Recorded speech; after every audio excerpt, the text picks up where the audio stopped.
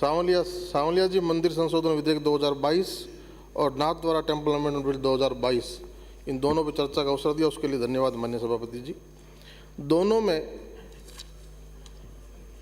जो संशोधन सरकार लेके आई, एक लाइन का संशोधन 1959 के राजस्थान अधिनियम 13 की धारा 5 का उपधारा 2 का संशोधन, और इसमें 1952 के राजस्थान अधिनियम संख्या 8 की धारा 6 का संशोधन, 6(3) का संशोधन। सुप्रीम कोर्ट में विधिक centre for legal policy versus union of India, supreme court कहता है कुष्ठ रोगी कोई संचार रोग, कुष्ठ रोग कोई संचारी रोग नहीं है, कम्युनिकेबल डिजीज नहीं है। इस रोग से पीड़ित किसी भी व्यक्ति के साथ किसी भी प्रकार के कलंक या भेदभाव का बर्ताव नहीं किया जाएगा। सुप्रीम कोर्ट ने केंद्र व राज्यों को उन उपबंधों को जिनमें कुष्ठ रोग को कलंकित दिव्यांगता के रूप में माना जाता है या गया है के निरसन के संबंध में उठाए गए कदमों के बारे में अवगत कराने हेतु निर्देशित किया। केंद्र द्वारा इसी संदर्भ में दिव्यांगजन अधिकार अधिनियम 2016 की धारा 13(2) में उपबंध करती है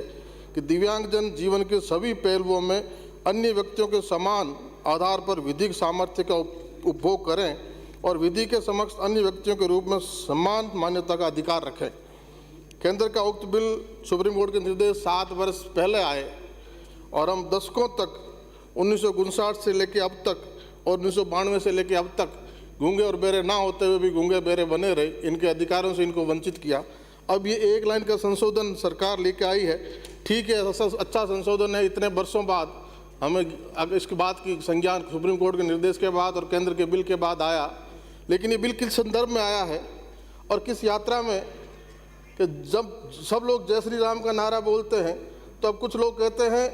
कि सिया राम बोलना होगा, और माननीय मंत्री जी वहाँ आश्वासन देते कि मैं इस तरह का बिल लेके आ रही हूँ। और बिल पे एक लाइन के संशोधन में आपने माननीय सभापति जी फरमाया कि आगे देवस्थान पर चर्चा का स्कोप है, डिमांड्स में ऐसा कुछ कहीं है नहीं। तो जब ये बात आ रही है कि राजस्व रिकॉर्ड में पुजारियों के विलोपित नाम पुनः राजस्व रिकॉर्ड में जोड़े जाने के संबंध में जब पिछली वसुंधरा जी की सरकार ने 12/9/18 को आदेश कर दिए पुजारियों के नाम जमाबंदी में लिंक करने का आदेश किया जा चुका है, उसके बाद भी कई जिलों में ये काम अभी तक नहीं हुआ है। और इसकी नहीं होने से मंदिर भूमि के विकास के संबंधित विभाग के अनुसार वहाँ विद्युत, पेयजल, ट्यूबवेल आदि के कनेक्शन नहीं हो पाते।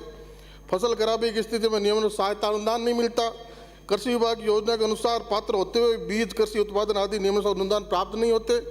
राज्य सरकार की अन्य योजनाएं जिनमें भूमि रहन न होती हो उनमें उन्हें यथावत प्रावधान लाभ नहीं मिलता। माननीय सभापति जी, जिस तरह मंदिरों का वर्गीकरण है अलग अलग कैटेगरी में, देवस्थान के 59,413 मंदिर है, निजी ट्रस्ट के 9,006 मंदिर हैं, सामाजिक प्रकार के, राजकीय प्रकार के मंदिर, सार्वजनिक ट्रस्ट द्वारा संचालित, व्यक्तिगत ट्रस्ट द्वारा संचालित, रियासतकालीन मंदिर, जातीय और सामाजिक स्तर पर संचालित मंदिर, निजी कार्य संचालित ग्रामीण शहरों में मंदिर, समितियां गठित जन सहयोग से निर्मित संचालित मंदिर, इन सब में राजस्थान में लगभग सम्वत 2000 से 2004 की अवधि के प्रथम भूप्रबंध के दौरान पुरातन रूप से रियासतकालीन पूजा स्थलों मंदिर मठ के नाम से मंदिर मूर्ति मठ पूजा स्थल के नाम भूमिया रिकॉर्ड में दर्ज हुई, जिनमें महंत का नाम बतौर संरक्षक रूप में दर्ज किया गया था। और जब इनका नाम हटा दिया गया, हटाए जाने से इनको इतना नुकसान हुआ और एक बहुत बड़ी भूमाफियाओं की और गुंडा तत्वों की नज़र इन कीमती ज़मीनों पर पड़ी और 91 से लेकर 2022 तक सरकार के पास क्या माननीय हमारे उपनेता प्रतिपक्ष ने कहा कि कितने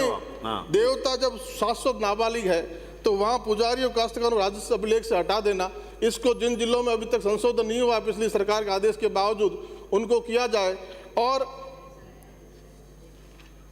दशकों बाद इस बात की चिंता हुई तो उसमें संशोधन का हम इस बात का समर्थन करते हैं। लेकिन ये जो बहुत बड़ी मांग माननीय उपनेता प्रतिपक्ष ने उठाई, अशोक जी ने कही, मैंने कही, मंदिर माफी से जुड़ी जमीनों पे, इस पे इनको पूरे वर्ग को संबल प्रदान कर लिए वापस उनके नाम उसमें जोड़े जाए। माननीय सभापति जी, धन्यवाद। Thank you. श्रीमती दीप्ति किरण माहेश्वरी।